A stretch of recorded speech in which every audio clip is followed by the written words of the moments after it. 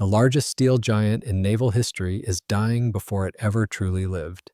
It is November 1944, south of the Japanese coast, and the cold Pacific water is rushing into hull number 110 faster than the pumps can push it out. This is not just the loss of a ship, but the violent end of an empire's final illusion. The numbers associated with this vessel are difficult to comprehend, even 80 years later. She displaces 72,000 tons. In the history of naval warfare up to this moment, no aircraft carrier of this magnitude has ever been constructed. She is an island of steel designed with a single overriding purpose: survivability. Her engineers have calculated that she can absorb 20 torpedo hits and remain afloat. She is built to be a fortress that moves, a floating sanctuary that cannot be destroyed by conventional means. Yet there is a discrepancy in the record. This ship, the Shinano, does not survive 20 torpedoes. She does not survive a year of combat or even a month. She sinks after taking only 4 hits, capping a service life that lasts exactly 10 days. This paradox is the heart of our story. How does the most heavily armored warship in history, built by a nation with decades of naval expertise, succumb so quickly? The answer does not lie in a defect of the steel itself. The Shinano is not a victim of weak armor or poor welding. She is the victim of a much more complex failure. She sinks because the war has changed faster than the minds of the men who built her. This event marks a grim milestone. She remains the largest warship ever sunk by a submarine. Her loss is not merely a tactical defeat, it is a symbolic collapse. When she slips beneath the waves, she takes with her the last vestiges of the Imperial Navy's belief in decisive, invincible power. But to understand why she falls, we must look beyond the torpedoes. We must look at the 2 men who are about to cross paths in the dark waters of the Pacific. One is the captain of the Shinano, commanding a ship that is unfinished, crowded with civilian workers, and rushed into a war it is not ready to fight. The other is Commander Joseph Enright of the USS Archerfish, a man looking for redemption after a stalled career.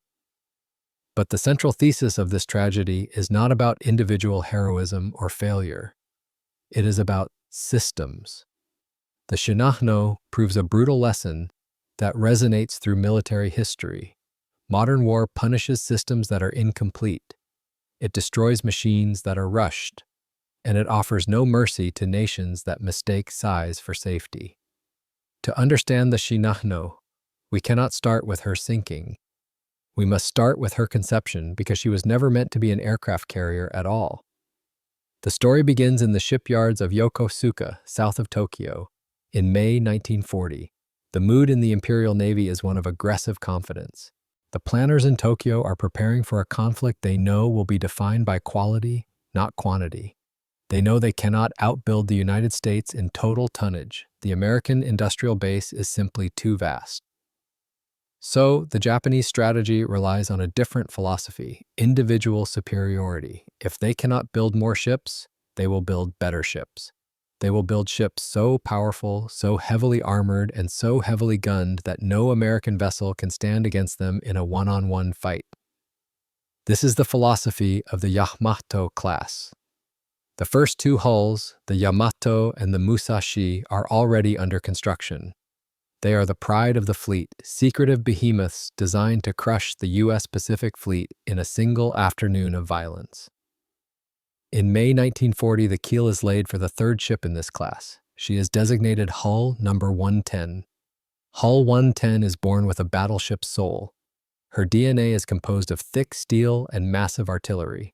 Her designers intend for her to carry the largest naval guns ever put to sea, 18-inch monsters capable of hurling a shell 26 miles. Everything about her construction prioritizes armor over flexibility. The thinking is rigid and linear. The naval doctrine of the time assumes that the war will be decided by a decisive battle, a modern replay of the Battle of Tsushima in 1905, where lines of battleships hammer each other until one side breaks. In this vision, Hull 110 is the ultimate gladiator. She is designed to take punishment. Her belt armor is 16 inches thick. Her internal compartments are a labyrinth of watertight bulkheads. She is built to wade into a storm of shellfire and emerge unbroken. This is a design philosophy rooted in the past, looking backward to the age of ironclads and dreadnoughts. It is a philosophy that values weight and endurance above all else. For 2 years, work proceeds on Hull 110. The workers at Yokosuka labor with intense secrecy. High fences block the view of the dry dock. Photographers are banned from the area. The Japanese Navy is terrified that the Americans will discover the scale of what they are building. But while the welders are joining the massive plates of the hull, the world outside the shipyard is shifting. On December 7, 1941, the strike on Pearl Harbor changes the nature of naval warfare forever. The Japanese Navy itself proves that the age of the battleship is over, yet the momentum of bureaucracy keeps Hull 110 moving along its original path. Construction continues on the third battleship, even as the aircraft carrier asserts itself as the new queen of the ocean. Then comes June 1942. The Battle of Midway is often described as the turning point of the Pacific War, but for the story of Hull 110, it is a trauma from which the Japanese Navy never recovers. In the span of a single day, Japan loses 4 of its frontline aircraft carriers, the Akagi, Kaga, Soryu, and Hiryu. The core of their naval air power is incinerated. Hundreds of their best pilots are lost. The psychological shock in Tokyo is absolute. The strategic initiative vanishes. Suddenly, the Imperial Navy is no longer dictating the terms of the war, it is reacting to them. The shock of Midway forces a panic in the design bureaus.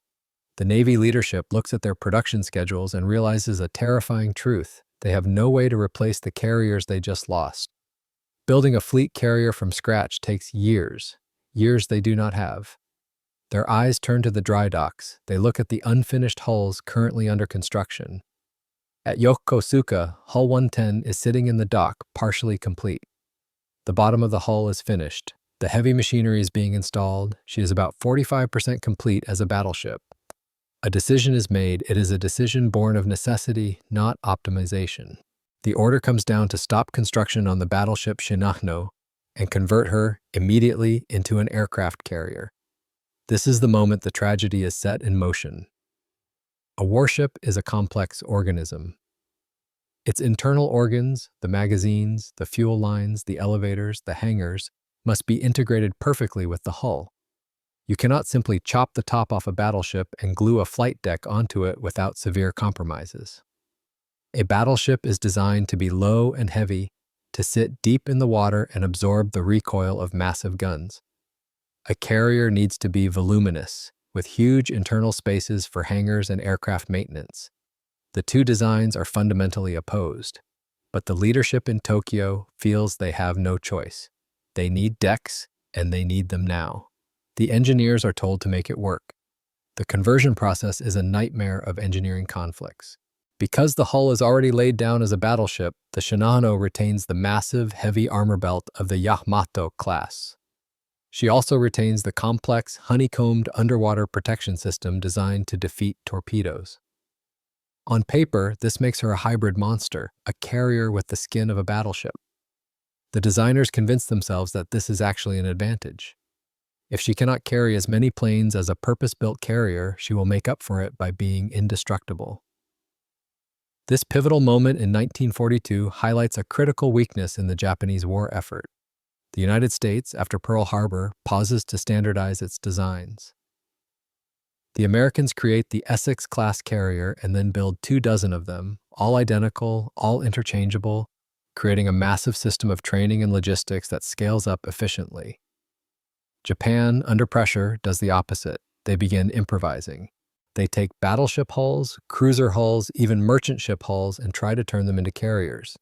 The Shinano becomes the ultimate expression of this reactive improvisation. She is not a machine built for a specific vision of the future. She is a salvage operation for a failed strategy.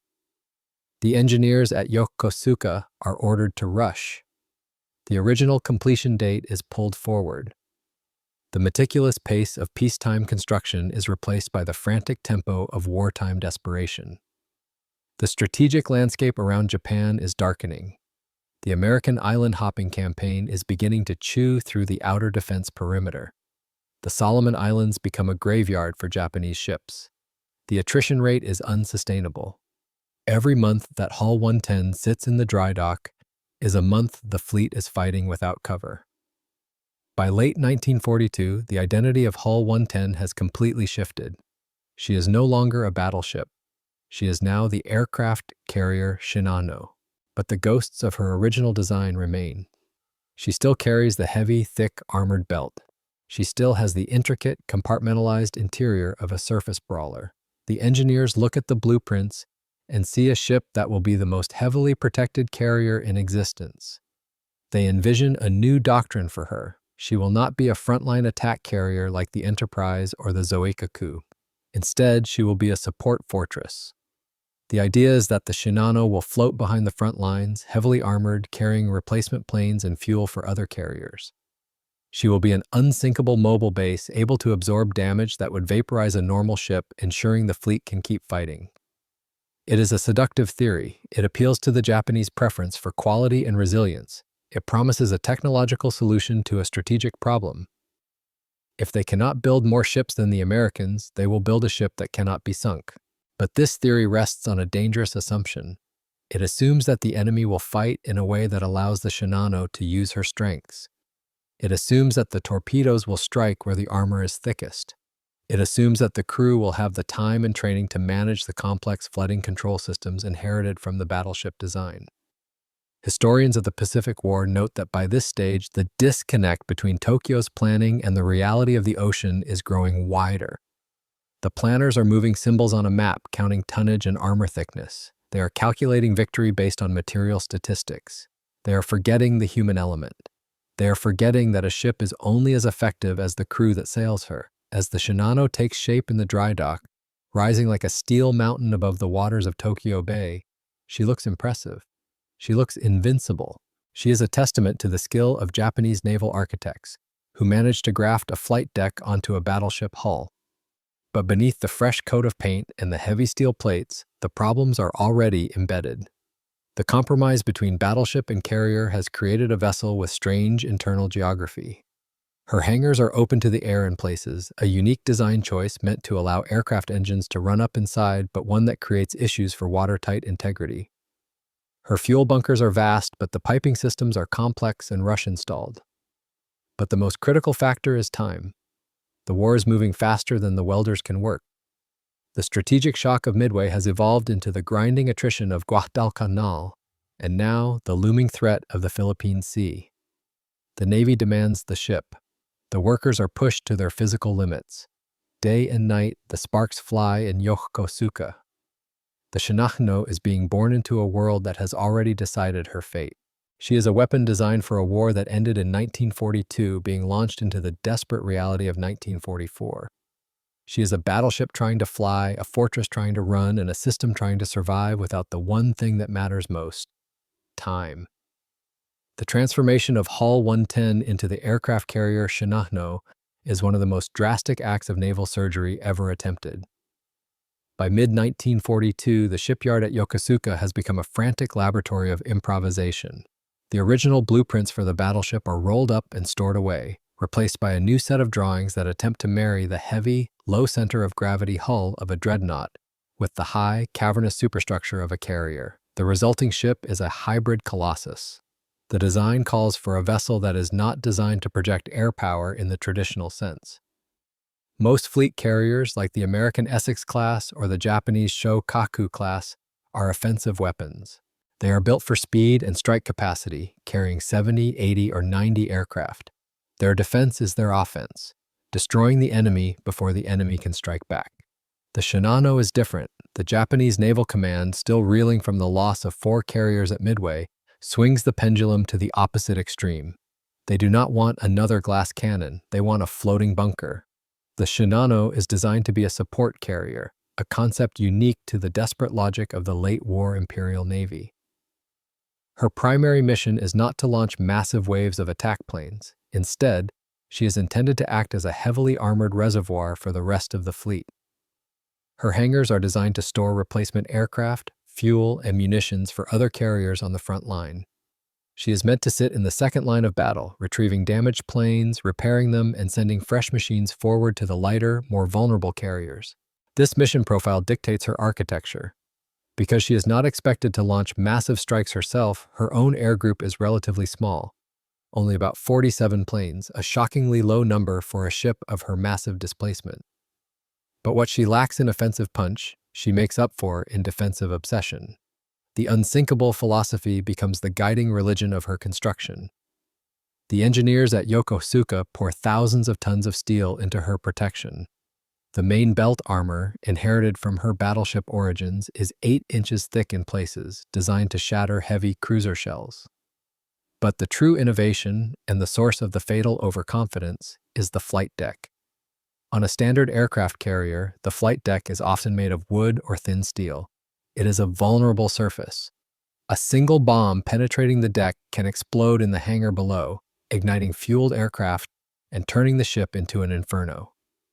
The Shinano is built to reject this possibility. Her flight deck is a solid slab of armor plating covered in a shock-absorbing latex compound. It is designed to withstand the impact of a 1,000-pound bomb dropped from a dive bomber. Beneath the waterline, the defenses are even more elaborate. The Shinano features a complex, multi-layered torpedo defense system. It consists of a series of void spaces and liquid-filled compartments designed to absorb the explosive energy of a torpedo warhead. The theory is sound.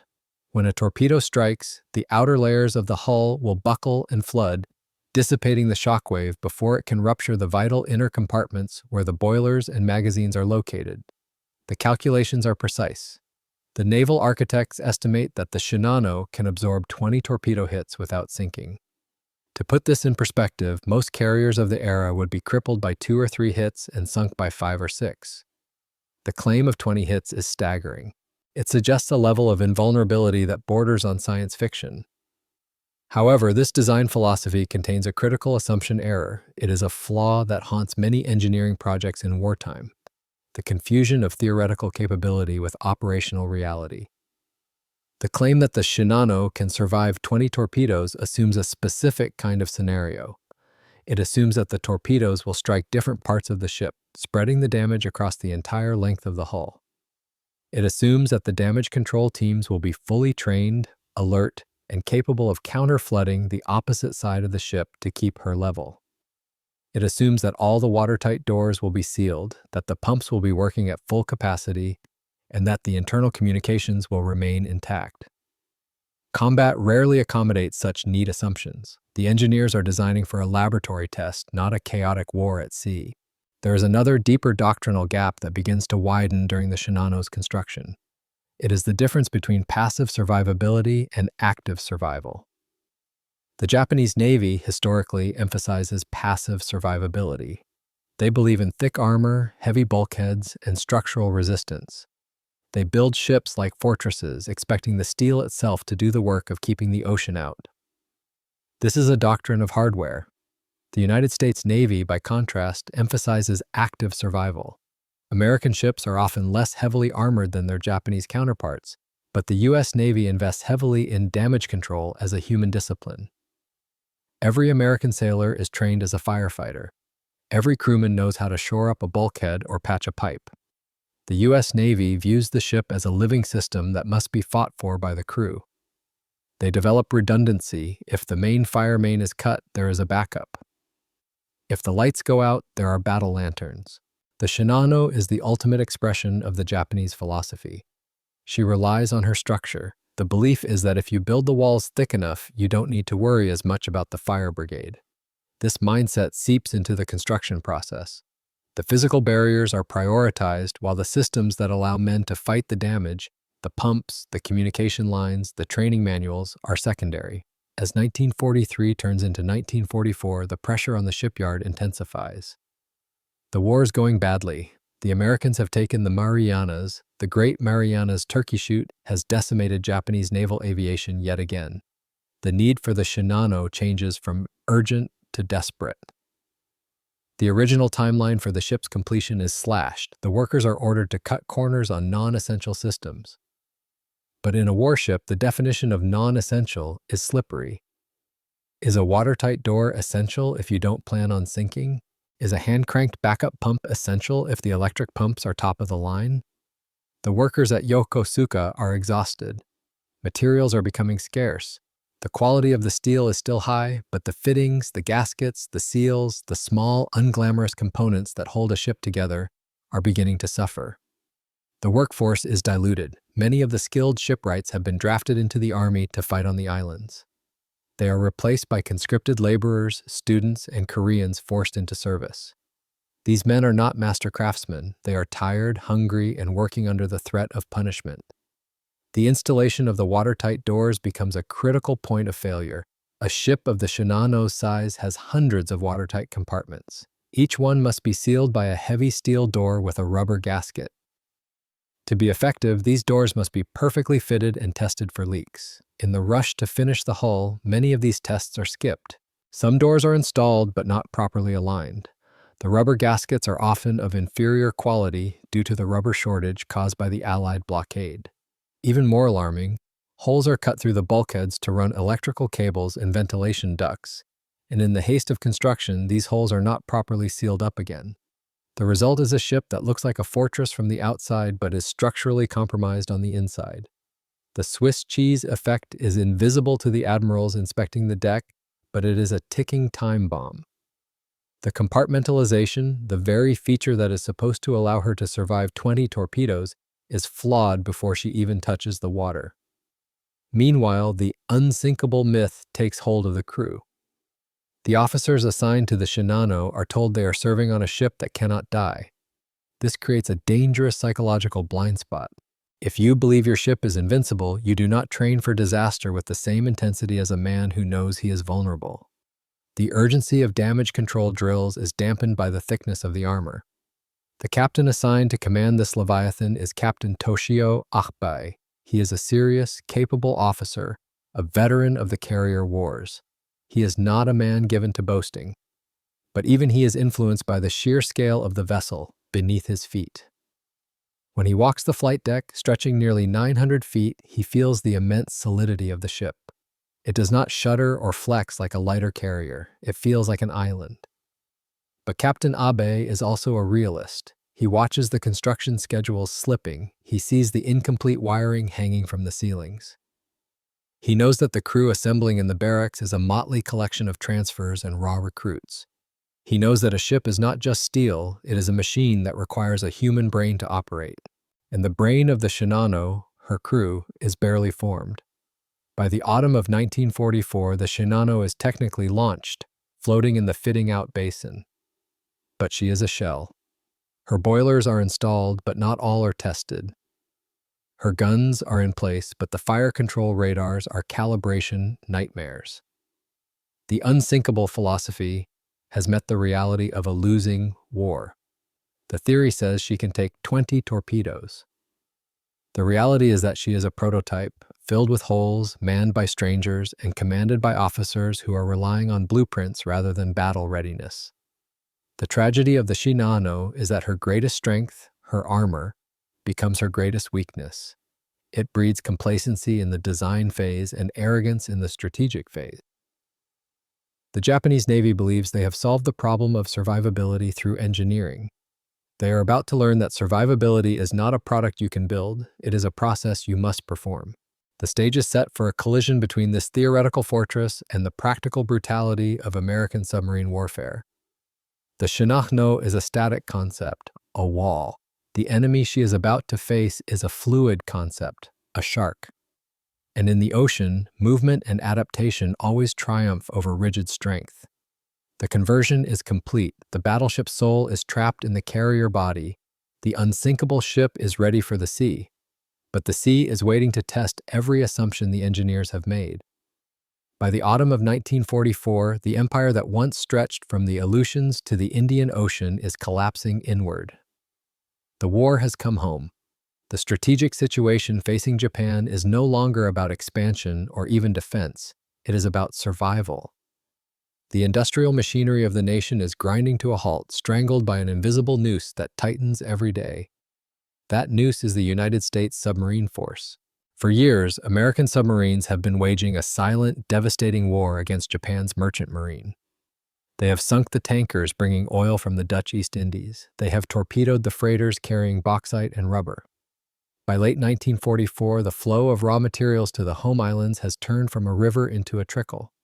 The factories are starving, the shipyards are scavenging for scrap metal, the fuel reserves are so low that the combined fleet, the once mighty armada, is largely anchored in port, unable to sortie for lack of oil.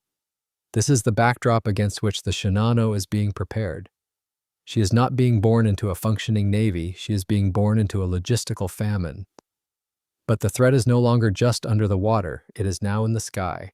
In June 1944, the United States captures the Mariana Islands, Sigpan, Tinian, Guam. For the Japanese High Command, this is the nightmare scenario. The Marianas are within range of the new American superbomber, the B-29 Superfortress. These massive silver planes fly too high for most Japanese fighters to intercept and too fast for anti-aircraft guns to track effectively. From bases in the Marianas, they can reach Tokyo, they can reach the factories, and, crucially, they can reach the naval base at Yokosuka. This geographical fact seals the fate of the Shinano. Yokosuka, where the giant carrier sits in her fitting-out basin, is no longer a sanctuary. It is a target. The naval leadership looks at the reconnaissance reports and sees the inevitable. The B-29 raids are beginning. At first, they are high-altitude precision strikes, targeting aircraft plants, but everyone knows the port facilities will be next. A ship the size of the Shinano, stationary in a dry dock or moored at a pier, is the perfect target. She is a sitting duck for a high-altitude bombing run. The Navy faces a paralyzing dilemma. They have two options, and both are unacceptable. Option 1, keep the Shinano at Yokosuka to finish her construction properly. This would take months. Her watertight doors could be tested, her pumps could be calibrated, her crew could be trained. But during those months, she would be exposed to the B-29s. If a bomb hits her while she is immobile, she could be destroyed before she ever moves. The investment of years of labor and thousands of tons of steel would be erased in seconds. Option 2, move her. Take her out of Yokosuka immediately and sail her to the Kure Naval Arsenal in the Inland Sea. Kure is further west, further from the B-29 bases, and geographically protected by the mountains of Shikoku. It is safer. But there is a catch. The Shinano is not ready to sail. She is not a finished warship.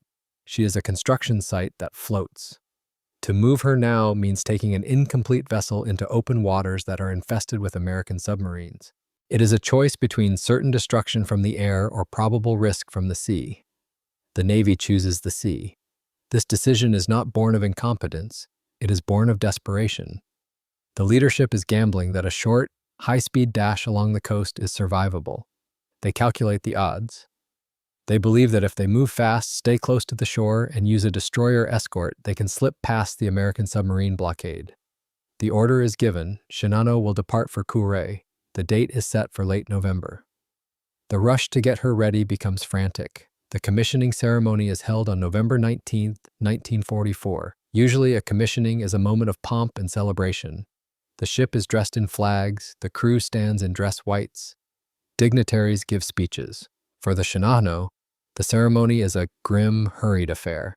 Captain Toshio Abai reads the orders on the flight deck. There are no bands, there is no public announcement. The existence of the ship is still a state secret.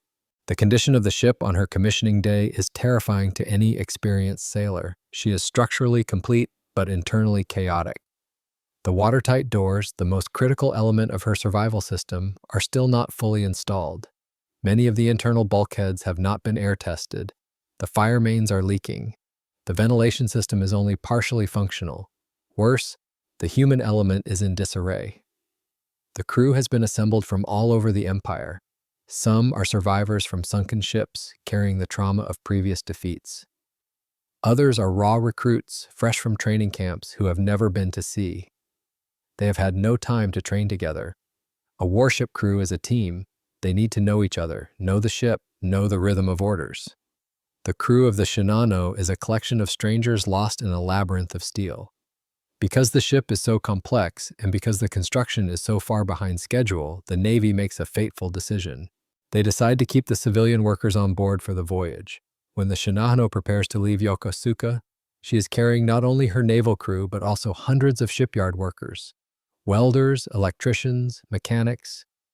These are civilians. They are not trained for combat. They do not know the damage control protocols. They are there to continue working on the ship while it is sailing. Imagine the scene. The ship is navigating through potential combat waters, and below decks, men are still welding pipes and wiring fuse boxes. It is a surreal juxtaposition of construction and warfare. The noise of tools hammers against the steel even as the lookouts scan the horizon for periscopes. There are also materials scattered everywhere. The passageways are cluttered with cables, crates of equipment, and scaffolding. If the ship takes a list, this loose gear will slide, blocking escape routes and crushing men. If the lights go out, the crew will be navigating a maze of obstacles in the dark. Captain Abe is painfully aware of these risks. He has requested a delay. He has asked for more time to train his men to test the systems, but the request is denied. The pressure from Tokyo is absolute. The B-29s are coming, the ship must move, the mission profile is drawn up. It is a ferry mission. The Shinano is not going to sea to fight. She's going to sea to run. She carries no aircraft of her own. Her hangars are empty of planes but full of cargo, specifically 50 Oka suicide rocket planes. These are the terrifying new weapons of the Kamikaze Corps, rocket-powered gliders piloted by humans, designed to be dropped from bombers and steered into American ships. The Shinano is acting as a transport, moving these desperate weapons to a safer base. The symbolism is heavy. The unsinkable carrier, built to win a conventional war, is now nothing more than a delivery truck for suicide weapons, running for her life in the dark. The departure is scheduled for the evening of November 28th. The plan is to sail at night to avoid air attacks and American submarines, which are presumed to be less effective in the dark, a fatal misconception. She will hug the coastline, staying in shallow waters where submarines supposedly cannot operate.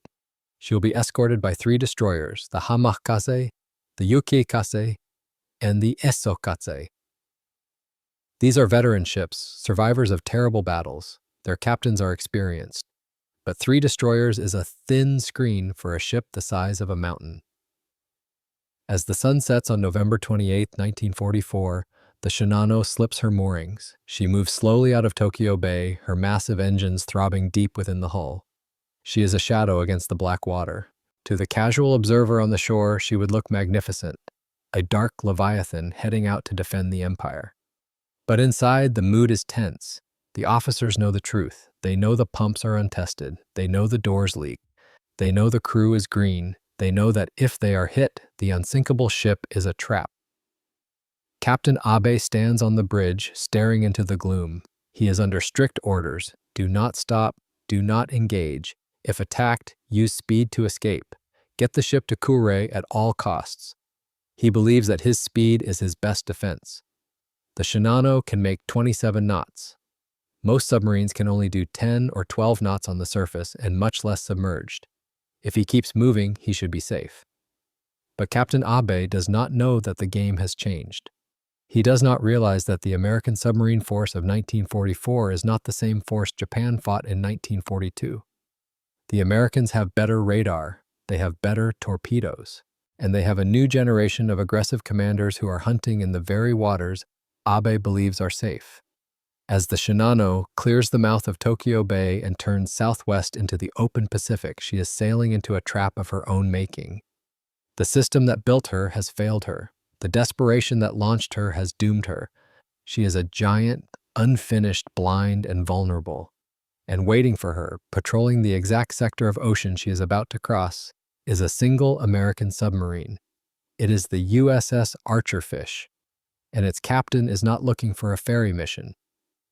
He is looking for a fight. The collision course is set. The strategic desperation of an empire is about to crash into the tactical precision of a single hunter. The Shinano has left the safety of the harbor, and she will never return. The ocean is black, the moon is bright, and the Shinano is running for her life. It is the night of November 28, 1944. The giant carrier has cleared the protective nets of Tokyo Bay and is now in the open Pacific, pushing south at 20 knots. The sea is rough, chopping against the massive steel hull, sending spray over the bow. To the men on the bridge, the mission feels fragile. They are executing a plan built on hope rather than certainty. The route they are taking, hugging the coastline of Honshu, is supposed to be safe. The intelligence briefings in Yokosuka had been confident. American submarines, they were told, generally avoid these shallow, hazardous coastal waters. They prefer the deep ocean lanes. This belief is the first of several fatal assumptions. It is a comforting lie that allows the mission to proceed. The reality is that by late 1944, the Pacific Ocean has become an American lake. There are no safe waters. The Shinano is not alone, but she is lonely. Flanking her are 3 destroyers, Hamakazai, Yukikasai, and Esokasai. These are famous ships in the Japanese Navy. The Yukikaze, in particular, is legendary. She has survived almost every major naval battle of the war without significant damage, earning her the nickname, the Unsinkable Destroyer.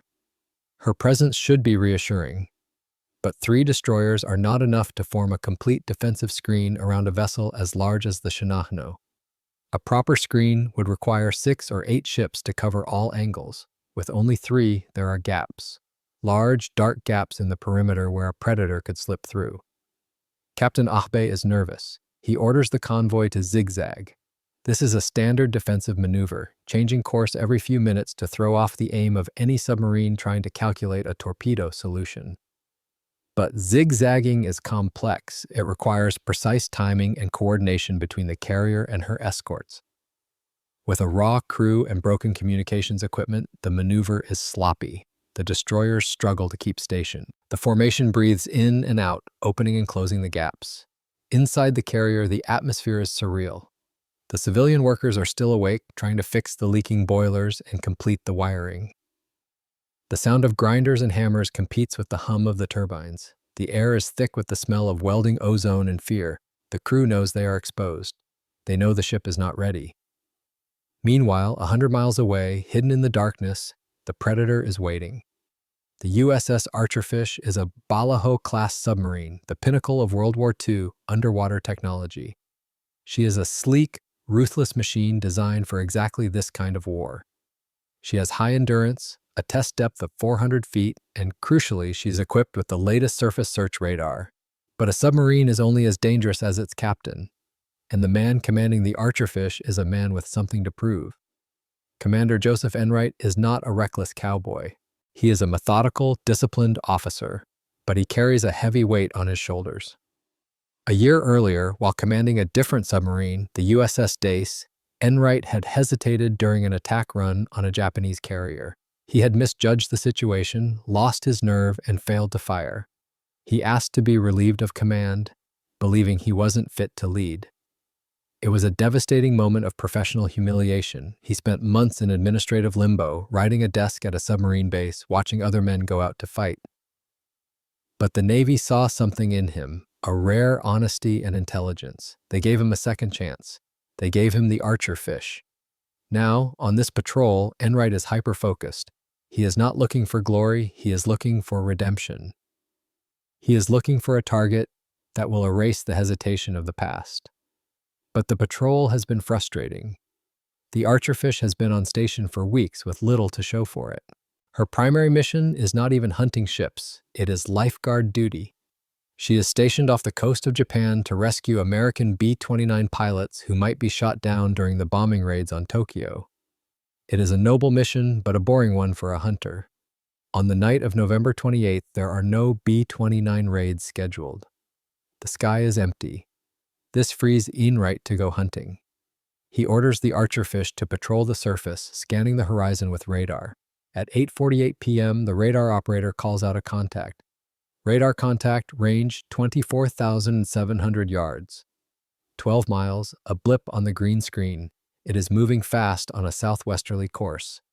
Enright rushes to the bridge. He raises his binoculars, but at 12 miles in the dark, there is nothing to see. He looks at the radar plot. The contact is moving at 20 knots. It is not zigzagging yet.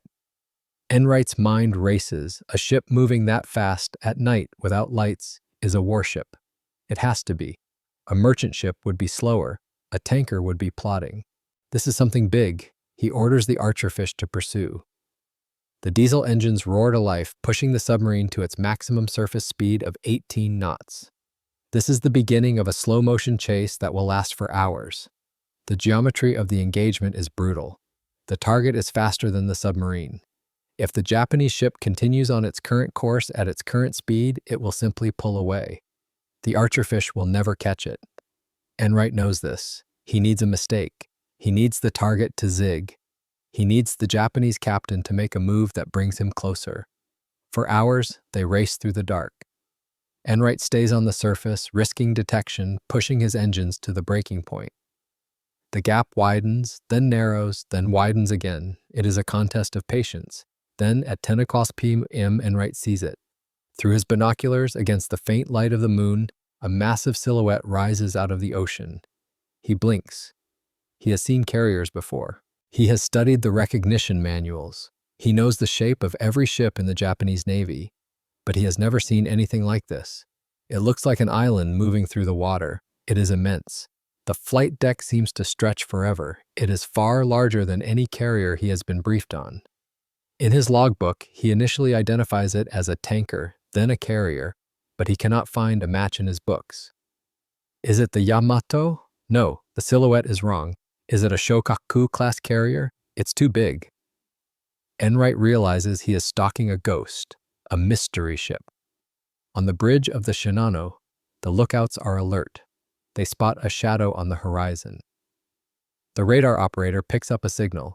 Captain Abe is informed immediately. Unidentified surface contact to the rear. This is the critical moment.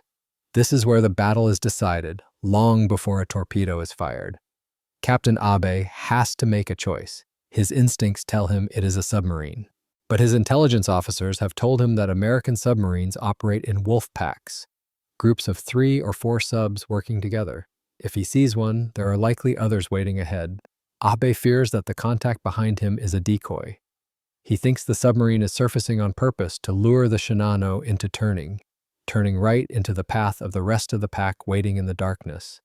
It is a logical deduction, but it is wrong. The Archerfish is alone. There is no wolf pack. But the fear of the wolf pack paralyzes Abe. He decides not to attack the submarine. He orders his destroyers to stay close. Do not detach. Do not hunt the sub. Stay in formation. This decision saves the Archerfish. If Abe had ordered one of his destroyers, the legendary Yukikaze, to charge the contact, the Archerfish would have been forced to dive and the Shinano would have escaped. But Abe plays it safe. He keeps his guard up, thinking he is outsmarting a trap that doesn't exist. The chase continues. The hours drag on. Enright is relentless. He plots the enemy's zigzag pattern. He notices a rhythm. The Japanese ship is turning back and forth, but the base course is taking it right across the path of the Archerfish. Then, disaster strikes the Shinano. At around 10:30 p.m., the main bearing on the Shinano's starboard propeller shaft begins to overheat. The rushed construction is showing its face. The vibration is terrible. The engineers call the bridge. We must reduce speed. Captain Abe has no choice. He orders the speed drop from 20 knots to 18, then to 15. On the Archerfish, Enright watches the plot. The target is slowing down. The gap is closing. The predator smells blood. The mechanical failure of the Shinano has handed the initiative to the American captain. Enright realizes he doesn't have to chase anymore. He can intercept. He maneuvers his submarine ahead of the target's projected track. He is positioning himself for a submerged attack. He orders the Archerfish to dive. Clear the bridge! Dive! Dive! The klaxon sounds, the vents open, the Archerfish slips beneath the surface. The radar goes dark. Now, Enright is fighting with his ears. The sonar operator calls out the bearings. Target bearing 040. Propeller noise is loud, heavy screws. Enright raises the periscope. It is 3 o'clock a.m. The moon is low. He peers through the glass. The sight is terrifying and magnificent. The Shinano is thundering toward him, filling the entire lens. She is immense, a black wall of steel blocking out the stars. She is zigging right toward him. Enright holds his breath. He is calm now. The hesitation of 1943 is gone. He is a mathematician of death. He calculates the speed, the range, the angle on the bow. He waits. He lets the destroyers pass. He lets the massive bow of the carrier cross his crosshairs. He wants a broadside shot. He wants to hit her in the belly. Stand by forward tubes. The distance is 400 yards, point-blank range for a target this size. Fire 1. The submarine shudders as the first Mark 14 torpedo leaves the tube. Fire 2! Fire 3! He fires 6 torpedoes in total, a full spread, fanned out along the length of the target. He is taking no chances. On the Shinano, the lookouts scream, "Torpedo, wakes, starboard side!" But it is too late. A ship of 72,000 tons does not turn on a dime. The Shinano is a freight train on ice. She tries to turn away, but momentum is her enemy. The torpedoes are in the water. They are running hot, straight, and true. The hunter has taken his shot. The prey is in the crosshairs. The silence of the Pacific is about to be shattered. The seconds between the firing of a torpedo and its impact are the longest moments in naval warfare. For Commander Enright, peering through the periscope of the USS Archerfish, the timeline stretches into an eternity. He has fired 6 Mark 14 torpedoes. He counts the seconds: 10, 20, 30. On the bridge of the Shinano, time is moving at a different speed.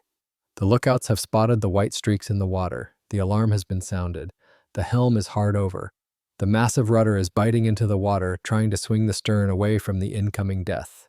But physics is unforgiving. A ship that displaces 72,000 tons carries immense inertia. She continues to slide forward, exposing her starboard flank like a helpless whale. At 3:17 a.m., the first torpedo strikes. It hits near the stern, slamming into the storage tanks for aviation fuel. The explosion is muffled by the depth of the water and the sheer mass of the ship, but the shockwave travels instantly through the steel frame. Before the crew can process the first hit, the second torpedo strikes, then the third, then the fourth. 4 hits, all along the starboard side. The noise is deafening inside the hull, the screech of tearing metal, the roar of rushing water, the screams of men trapped in the lower compartments. But on the bridge, towering high above the flight deck, the sensation is strangely detached. The ship shudders violently, listing slightly to the right, but she does not stop, she does not explode. The massive armor belt has absorbed the kinetic energy. To Captain Abe, the situation seems manageable. He has taken 4 hits. His ship was designed to take 20. In his mind, the math is still on his side. He is floating on a fortress. This is the moment where the tragedy pivots from a tactical event to a systemic collapse. The torpedoes have done their work with brutal efficiency. The spread was perfect. They have punctured the hull in 4 critical locations: the stern fuel tanks, the starboard engine room, the number 3 boiler room, and the air compressor room. The damage is severe, but theoretically survivable. If this were a finished ship with a trained crew, the damage control parties would already be in motion. They would be isolating the flooded compartments, closing the heavy steel doors, and beginning counterflooding on the port side to bring the ship back to an even keel. But the Shinano is not a finished ship. The torpedoes have struck at the worst possible weak points, the joints where the anti-torpedo bulges meet the main hull. The explosive force has cracked the welds. But the real killer is the internal layout. The shock of the explosions has buckled the bulkheads. Inside the ship, chaos erupts. The lights flicker and die in the lower decks. The emergency lighting is dim and patchy. The civilian workers, terrified and disoriented, begin to panic. They do not know the escape routes. They do not know the procedures. They run through the corridors, colliding with the sailors trying to reach their damage control stations. But the most fatal flaw is revealed in the watertight doors. As the water rushes in, the sailors attempt to seal the compartments, but many of the doors are difficult to close. Some are jammed by debris, others simply don't fit right. The rubber gaskets are missing or painted over. And in many cases, the doors are left open because the communication lines are dead, and no order to close them has been received. Water begins to cascade from one compartment to the next. It flows through the unsealed cable runs. It pours through the ventilation ducts that were never fitted with watertight covers. The unsinkable design relied on each compartment acting as a sealed bubble. Instead, the Shinano is a honeycomb with connected cells. The water finds every shortcut. Captain Abe receives the initial damage reports. They are surprisingly optimistic. Starboard engine room flooded, listing 9 degrees, engine still operational. Abe makes a decision that history will judge harshly, though in the moment it seems rational. He decides to keep moving. He believes the submarine is still out there. He believes, wrongly, that he is facing a wolf pack. If he stops, he will be a sitting duck for further attacks. He orders the ship to maintain maximum possible speed. heading for the shallow waters of the coast where the submarine cannot follow. Maintain 18 knots, he orders. This decision seals the Shinano's fate. By continuing to drive the ship forward at high speed, Abe is inadvertently forcing water into the hull with tremendous pressure. The hydrodynamic force of the ocean rushing past the jagged holes in the side acts like a giant pump, ramming thousands of tons of seawater into the ship every minute. The pressure blows out weak bulkheads that might have held if the ship were stationary. The list begins to increase. 9 degrees becomes 10, then 12. In the starboard engine room, the scene is apocalyptic. The water is rising fast. The men are working in waist-deep oil and brine, trying to keep the turbines spinning. But the pressure is too great. The bulkheads groan and buckle. The order is given to evacuate. As the men retreat, they try to close the hatches behind them, but the rushing water is too strong. It fights them. In the confusion, some hatches are left dogged only partially. The integrity of the ship is dissolving, one hatch at a time. Meanwhile, a silent, invisible killer is spreading through the ship. The first torpedo had ruptured the aviation fuel storage tanks. These tanks were empty of fuel, but they were full of fumes, or so they thought. But the Shinano was not carrying aviation fuel for her own planes. She was carrying raw crude oil in some of her bunkers as ballast. The rupture spills this sticky, heavy oil into the boiler rooms, but worse is the air pressure. As the water floods the lower compartments, it displaces the air inside. The air is compressed and forced upward through the ventilation shafts. This high-pressure air bursts out of the vents in the upper decks, carrying with it a terrifying hiss. It blows off manhole covers. It terrifies the crew, who think the ship is exploding from within. Back on the Archerfish, Commander Enright is watching the radar. He sees the blip of the target slow down, then speed up again. He is frustrated. He thinks he might have only damaged her. She's still moving, the radar operator reports. Enright curses. He knows he cannot catch her again. He has fired his best shot. He turns the submarine away to reload his tubes, just in case, but deep down he fears he has failed to kill the beast. He logs the attack. 4 hits confirmed, target damaged but proceeding. He does not know that he has already won. He does not know that he has inflicted a mortal wound that is slowly bleeding the life out of the giant. On the Shinano, the list hits 15 degrees. At 15 degrees, a ship changes. It ceases to be a platform and becomes a slide. Walking on the deck becomes difficult. Loose equipment begins to slide. The 50 Oka suicide planes stored in the hangar begin to strain against their chains. If they break loose, they will become battering rams, smashing through the bulkheads. Captain Abe tries to correct the list. He orders the damage control teams to flood the portside compartments. This is the standard procedure. Fill the tanks on the opposite side to balance the weight. But the counter-flooding system is broken. The pumps are not working. The valves are stuck. The crew runs to the manual wheels, trying to crank them open by hand, but it is too slow. The water on the starboard side is coming in faster than they can add weight to the port side. Abe orders a more desperate measure. He orders the captain of the destroyer, Yuki Kase, to come alongside the starboard side to try and tow the carrier, or at least prop her up. It is a futile gesture. A 2,000-ton destroyer cannot hold up a 72,000-ton carrier. The Yuki Kase approaches, but the sea is too rough. The risk of collision is too high. She backs off. The sun begins to rise over the Pacific. The gray light of dawn reveals a tragic scene. The great Shinano, the pride of the Imperial Navy, is leaning heavily to the right. She is dragging her wounded side through the water. Her speed has dropped to 10 knots, then 6, then 0. The engines finally die. The boiler rooms are flooded.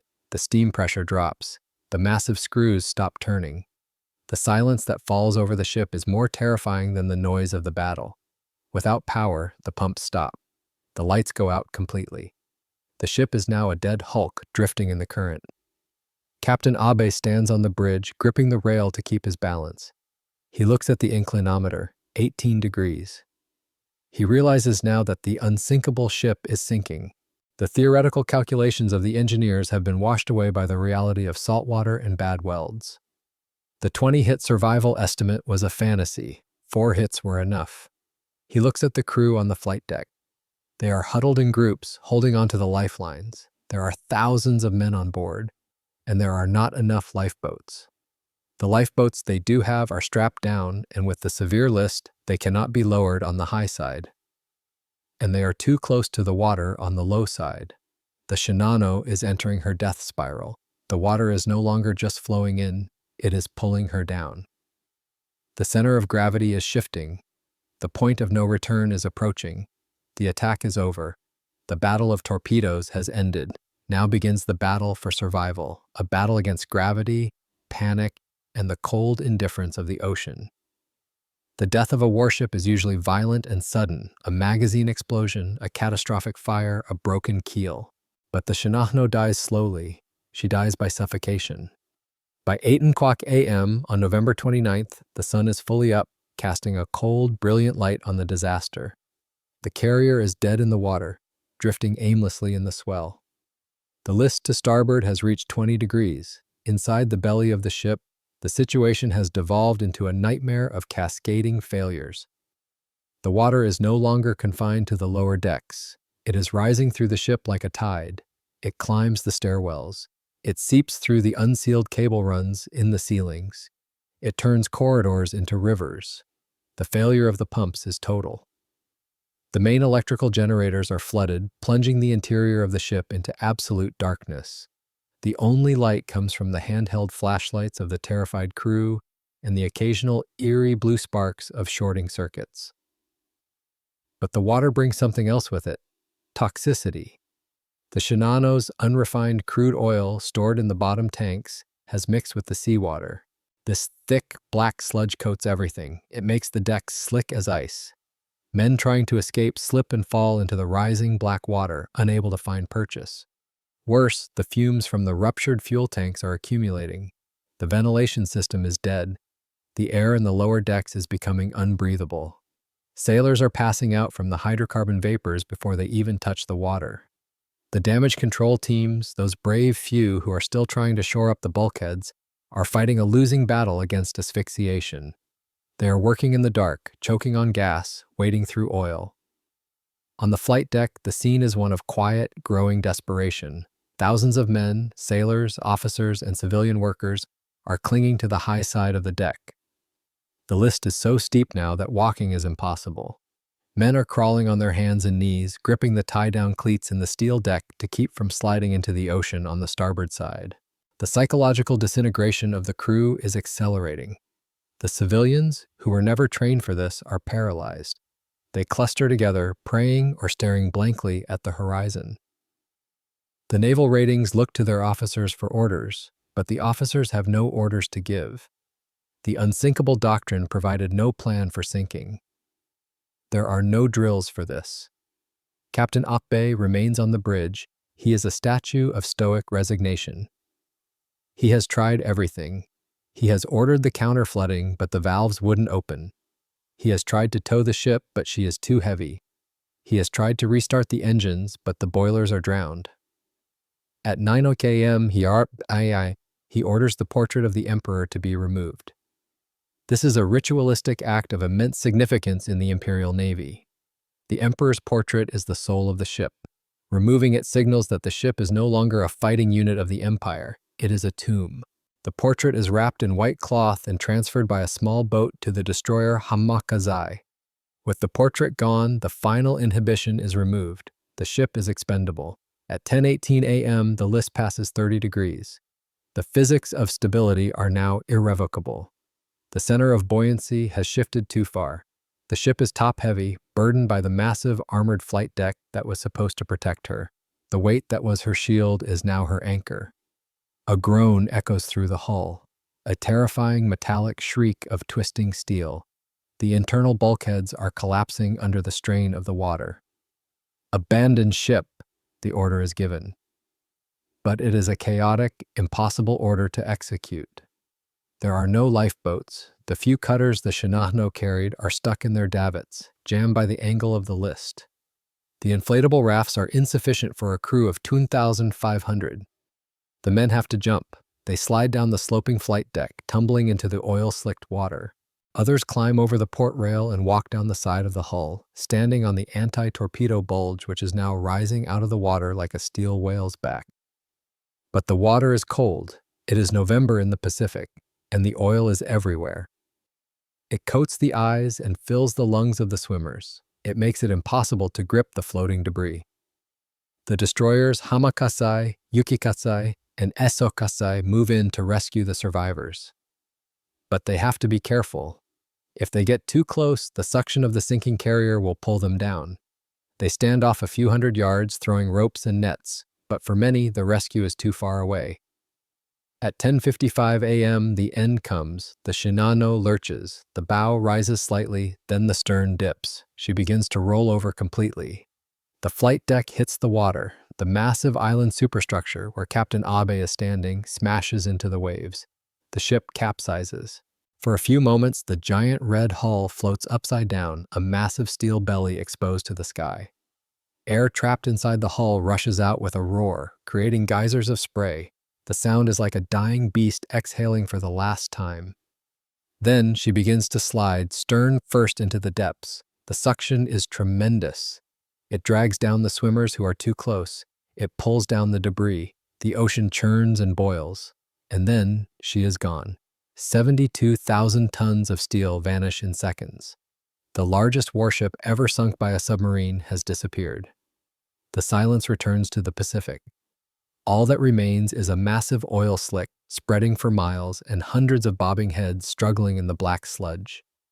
Captain Toshio Abe does not leave his ship. He chooses to go down with her, tying himself to the wheel on the bridge. It is the traditional samurai death, a choice of honor over survival. He shares the fate of his vessel, but he is not the only one. The loss of life is catastrophic. Of the 2,115 men on board, 1,435 perish.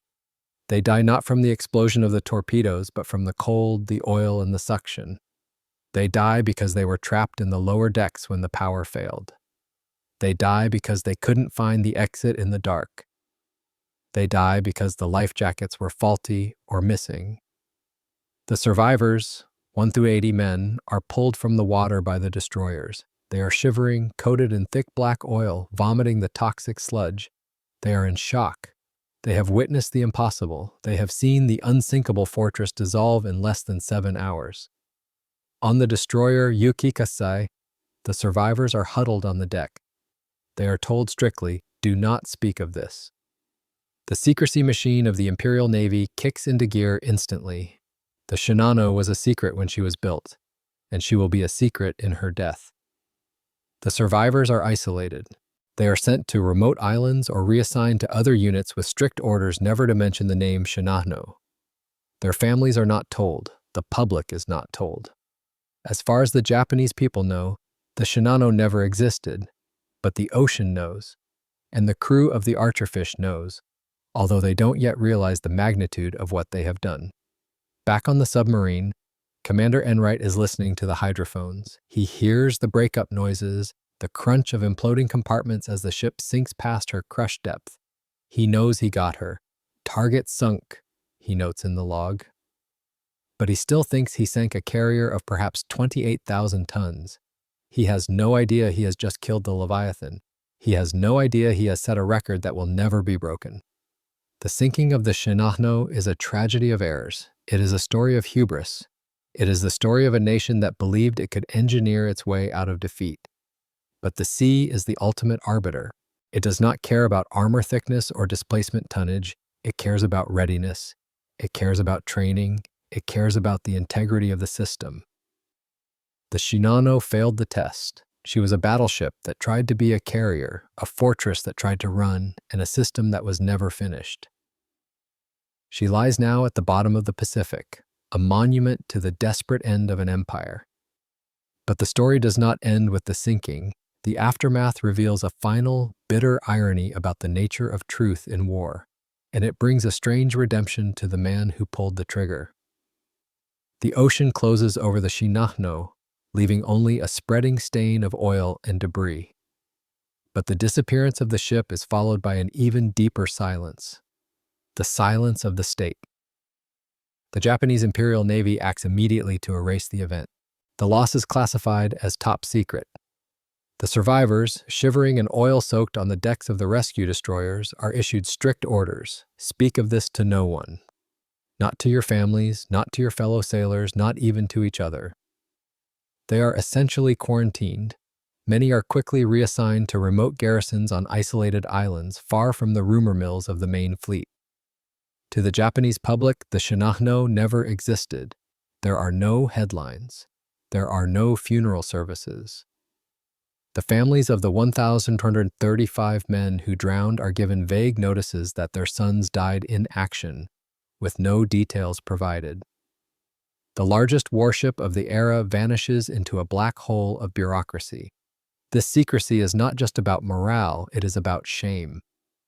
The Navy cannot admit that their ultimate weapon, the unsinkable fortress, was lost to a single enemy submarine on its very first voyage. It is a humiliation too deep to acknowledge. Across the Pacific, the Americans are equally in the dark, but for different reasons. Commander Enright returns to base at Guam with a claim that sounds improbable. He reports sinking a 28,000-ton aircraft carrier. He describes the target in detail, the massive flight deck, the unique silhouette. But the intelligence officers are skeptical. They check their lists. They check the known positions of all Japanese carriers. There is no such ship, they tell him. They believe he has exaggerated. Perhaps he sank a smaller escort carrier or a tanker. They credit him with a kill, but they downgrade the tonnage. Enright is frustrated. He knows what he saw. He sketches the ship from memory, the huge island, the wide ramp. The drawing doesn't match anything in the U.S. Navy's recognition manuals. It is only after the war ends in late 1945 that the truth surfaces. American naval investigators enter the ruined offices of the Japanese Navy Ministry in Tokyo. They sift through the burned and water-damaged files, and there, buried in the construction records of the Yokosuka Naval Arsenal, they find the blueprints. They find hull number 110. They find the Shinano. The Americans are stunned. They look at the specifications. 72,000 tons. Armor that could stop a battleship shell. A capacity for 47 planes and dozens of Oka suicide bombs. The intelligence officers call Joseph Enright back in. They show him the drawings. Is this what you saw? Enright looks at the silhouette. It is the monster from his periscope. The Navy corrects the record. They award Enright the Navy Cross. The Archerfish is officially credited with sinking the largest warship ever destroyed by a submarine, a record that stands to this day. Enright's redemption is complete. The man who once hesitated had struck the deadliest blow of the submarine war. But beyond the medals and the records, the Shinano leaves a legacy of hard lessons that resonate in naval academies around the world. Why does the Shinano still matter? Why do we study a ship that lived for only 10 days? First, she destroys the myth of the unsinkable weapon. History is littered with machines that were promised to be invincible: the Titanic, the Bismarck, the Yamato, the Shinano. Each time, the lesson is the same. There is no such thing as invulnerability. Every system has a breaking point. The Japanese Navy focused so heavily on the hardware of survival, the steel, the armor, the bulkheads, that they neglected the software, the crew, the training, the damage control doctrine. The Shinano proves that a trained crew is more valuable than thick armor. A smaller, thinner ship with a crack damage control team can survive hits that would sink a fortress manned by amateurs. The U.S. Navy took this lesson to heart, making damage control a religion. Every sailor is a firefighter. Every sailor is a hull technician. This philosophy saved countless American ships in the Pacific. The lack of it doomed the Shinano. Second, the Shinano illustrates the fatal cost of rushing. She was not sunk by torpedoes alone. She was sunk by the incomplete welds, the unsealed cables, the missing gaskets, and the open doors. She was sunk by the desperation that forced her to sea before she was ready. In war, there is always pressure to deploy new technology immediately. But the Shinano warns us that an unfinished weapon is often a liability, not an asset. She was a burden to her escorts and a trap for her crew. Finally, she represents the end of the battleship era in its purest form. She was the last gasp of the big gun mindset trying to adapt to the air power age. She was a hybrid that satisfied neither doctrine. She was too slow to be a good carrier and too vulnerable to be a battleship. She was a dinosaur wandering into an ice age.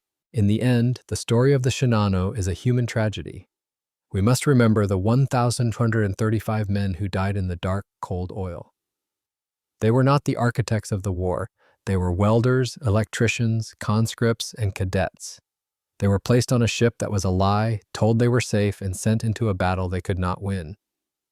As we look back at the spot in the ocean where she went down, there is no marker. The waves roll over the coordinates just as they did in 1944. But the lesson remains. The ocean does not respect ambition. It does not respect size. It respects competence. It respects preparation. And it punishes, with absolute finality, the arrogance of those who believe they can engineer their way past the fundamental laws of survival. Shinano was not defeated by 4 torpedoes. She was defeated by time, desperation, and unfinished systems.